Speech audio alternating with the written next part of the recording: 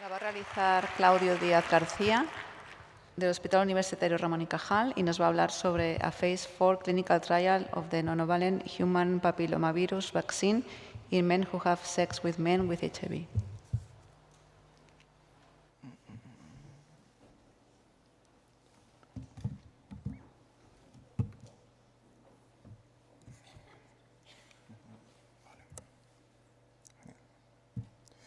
Todos recordarán, probablemente la mayoría del personal sanitario que está aquí presente, que hace unos 15 años hubo cierto revuelo con respecto a la vacunación de niñas de en torno a 12 años contra el virus del papiloma humano. Sin embargo, tenemos la suerte de que los datos matan a los relatos y se ha visto que esta intervención ha sido totalmente efectiva con el objetivo de disminuir la incidencia de cáncer de cérvix. Mi nombre es Claudio Díaz García y voy a presentar un trabajo titulado un ensayo clínico de fase 4 de la vacuna del virus del papiloma en hombres que tienen sexo con hombres que viven con VIH. La incidencia de cáncer anal es superior en mujeres que en hombres, en población general, y escasa cuando la comparamos con otro tipo de cáncer. Sin embargo, hay ciertas poblaciones en las cuales este riesgo se puede gravemente aumentado hasta incluso 100 veces. Si observamos en la parte izquierda del gráfico, los hombres que tienen sexo con hombres tienen muchísima más incidencia de este tipo de cáncer y además, si viven con VIH, esta incidencia aumenta drásticamente. Además, si observan con atención, la edad es un factor de riesgo que también aumenta muchísimo la incidencia de este cáncer. El virus del papiloma humano tiene dos genes que son los que son más oncogénicos, el E6 y el E7, y además no solo provoca cáncer cervical o cáncer anal, sino que también se ha descrito que causa otros cánceres, como por ejemplo el de ano, vulva, pene, cerebro y cuello, y entre otros.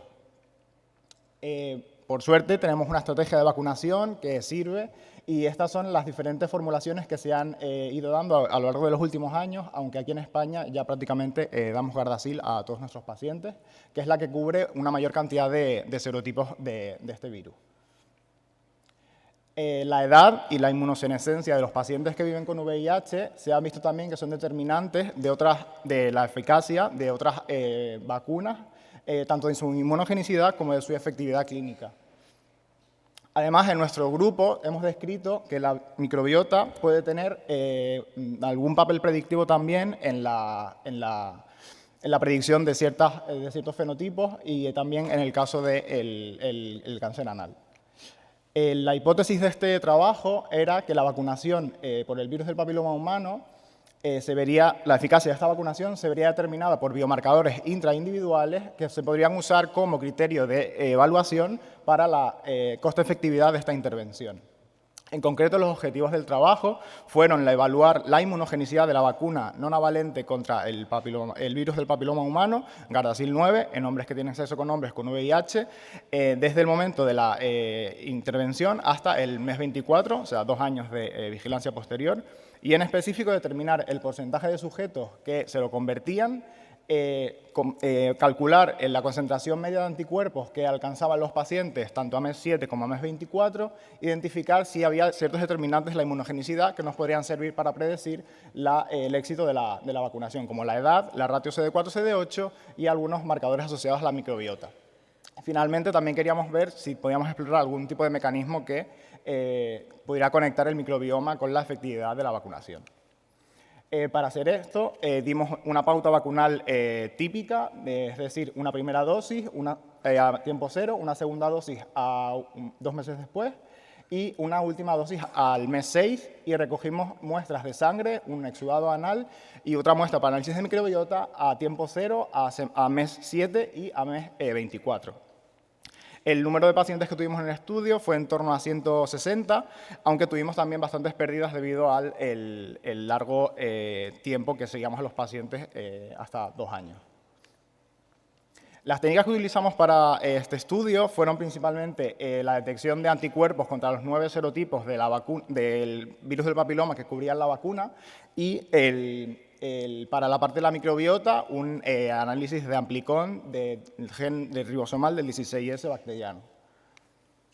Además, todo esto requiere del análisis mediante un pipeline bioinformático. En este caso utilizamos Chime2, un pipeline bastante establecido, que tiene una serie de pasos. No voy a atreverme a explicarlos todos, pero básicamente un paso inicial de control de calidad de las secuencias que se obtienen a partir de los exudados anales de los pacientes, un proceso de denoising que se denomina para quedarnos con secuencias representativas de las bacterias que detectamos en las muestras, y posteriormente se realiza una asignación taxonómica y diferentes análisis estadísticos para ver si hay diferencias entre los diferentes grupos que estemos interesados en estudiar.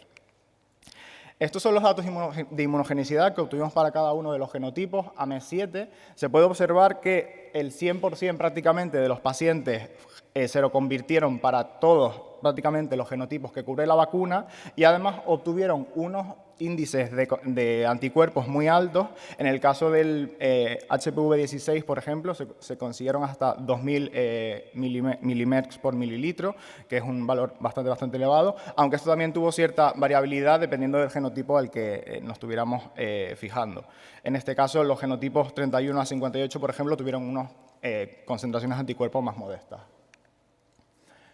Además, quisimos ver si la edad era un factor determinante para la inmunogenicidad de la vacuna. Sabemos que en España el límite para el cual la Seguridad Social cubre la vacunación de los pacientes que tienen sexo con hombres es 26 años. De este modo, quisimos dividir a los pacientes en diferentes rangos de edad, en este caso por cuartiles, para tener una visión más general de las diferencias que podían haberse producido, aunque en este caso, como bien se ve en todos los gráficos, cada gráfico corresponde a cada uno de los 9 serotipos de VPH que cubre la vacuna. No había ninguna diferencia en ninguno de los grupos.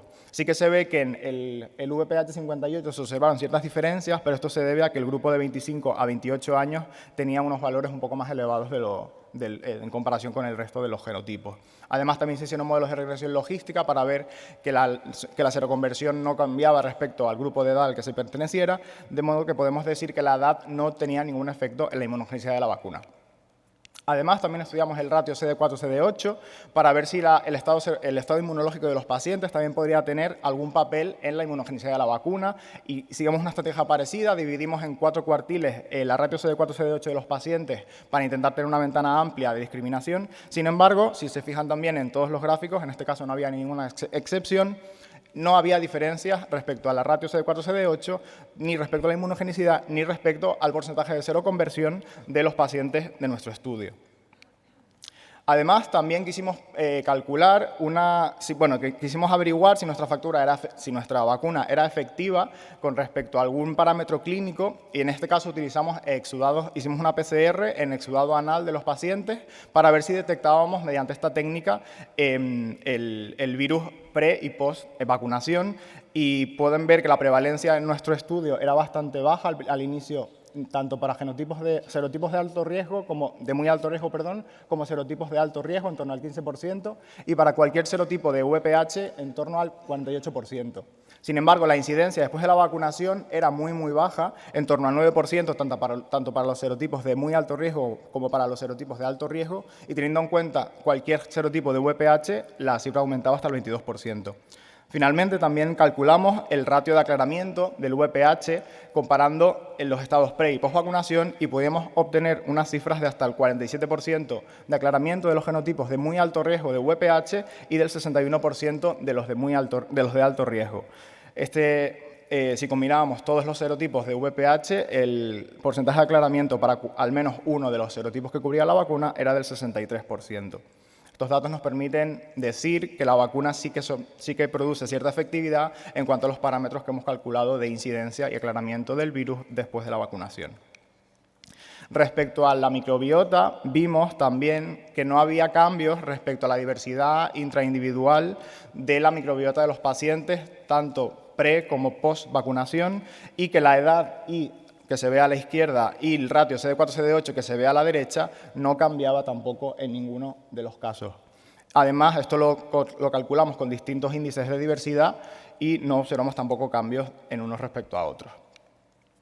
Además, respecto a la diversidad interindividual o beta diversidad, también pudimos observar que no se formaba ningún tipo de clustering o agrupamiento entre los diferentes tiempos, edades o ratios CD4-CD8, lo que nos permitiría concluir que estos dos factores no tampoco permitían distinguir grupos con respecto a la composición de la microbiota de los pacientes. Además, sí que observamos respecto a la asignación taxonómica que realizamos posteriormente ciertas diferencias, pero que debido a que no se observan diferencias tampoco en los niveles de inmunogenicidad ni de seroconversión, tampoco esperamos obtener diferentes diferencias respecto a la composición taxonómica de los pacientes. Finalmente, para concluir, solo quería comentar que tuvimos la mala suerte de tener una baja muestra del grupo de edad menores de 26 años, en torno al 90% de nuestros pacientes tenían más de 26, y que la inmunogenicidad de la vacuna no tiene necesariamente que traducirse en una eficacia total. Para esto necesitaríamos hacer estudios con biopsias y un estudio mucho más amplio, que no fue el caso de nuestro estudio. Las futuras direcciones de este trabajo, de todas maneras, son intentar estratificar a los pacientes respecto a su respuesta a la vacunación en bajo, medio o alto, e intentar buscar si hay diferencias extremas entre los grupos bajo y alto respecto a la microbiota para identificar biomarcadores que nos permitan estratificar a los pacientes previamente a la vacunación. De este modo, las principales conclusiones son que la inmunogenicidad de la vacuna del papiloma es la misma, sin importar la edad ni el estado inmunológico de los pacientes que viven con VIH y tienen sexo con hombres. Y además, respecto a la microbiota, hay algunas diferencias, pero no creemos que se deban a la vacunación. Si se tiene que quedar con una sola cosa de esta presentación, este estudio creemos que es un comienzo del camino para un cambio en las guías que se están establecidas actualmente en España de edad límite de vacunación para esta población vulnerable respecto a la vacunación del virus del papiloma. Muchas gracias.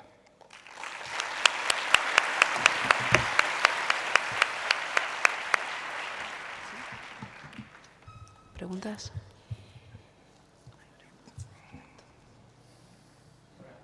Hola.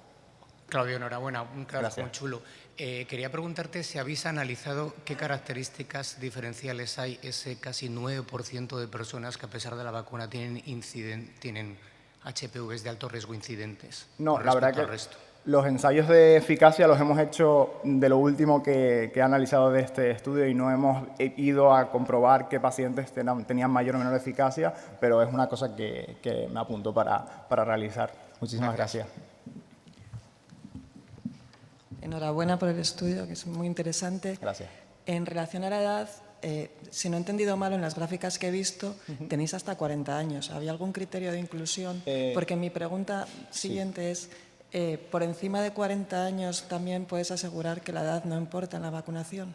Los criterios de inclusión del estudio eran hombres que tienen sexo con hombres que tuvieran entre 18 y 35 años. El límite, no sé exactamente en qué gráfica, parece que llega hasta 40, pero el máximo de edad era 35, así que no tenemos datos para saber si por encima de esa edad la vacuna es inmunogénica o no. Pregunta arriba. Habla. No sé, se oye, sí. Yo quería aclarar que, bueno, que en los estudios que se han hecho en mujeres, la edad de vacunación es en la edad previo a relaciones sexuales por la eficacia. Es decir, que la eficacia es del 99% en niñas que no han tenido relaciones sexuales y por eso se ha incluido a varones también, niños. Sí. En el caso de tener relaciones sexuales también hay estudios de 60-80% de eficacia que se han hecho en África, en mujeres en cáncer de cérvix. Entonces, lo que hablas de la edad de que no hay diferencias, yo creo que es cierto y es muy interesante y habrá que estudiarlo más, pero porque todas las personas que se han estudiado ya han tenido relaciones sexuales. Y quería preguntarte, ¿tenían previamente estudios de virus de papiloma humano positivo? Es decir, ¿se le ha vacunado como prevención primaria, entre comillas, aunque no sería así, o secundaria? Y la otra pregunta, se me ha olvidado de tanta hablar. Vale. Nos queda un minuto. Nos queda un minuto. Sí, no, o sea, la vacunación de los pacientes no habían sido vacunados previamente para VPH y además sí que todos los cálculos que se han hecho en este estudio excluíamos para cada serotipo los pacientes que tenían una PCR positiva para ese serotipo al principio del estudio. Es decir, que pacientes que ya habían tenido una exposición previa no están contados en los cálculos ni de seroconversión ni de inmunogenicidad. Última Muchas pregunta, gracias. arriba. Buenos días, gracias por la presentación, que es excelente. Se asume que los pacientes estaban todos indetectables y de ser así, ¿cuánto tiempo podrían o deberían llevar estando indetectables para obtener estos resultados cuando se plantean vacunar a este perfil de pacientes? No sé si lo tenéis visto. La verdad es que no tengo el dato en la cabeza, lo siento. Puedo preguntarlo y si quieres te contesto la pregunta más tarde, si te parece. Muchas gracias. A ti. Gracias. Pues concluimos esta sesión. Espero que hayáis disfrutado y gracias a los speakers y también a vosotros y que disfrutéis del congreso. Gracias.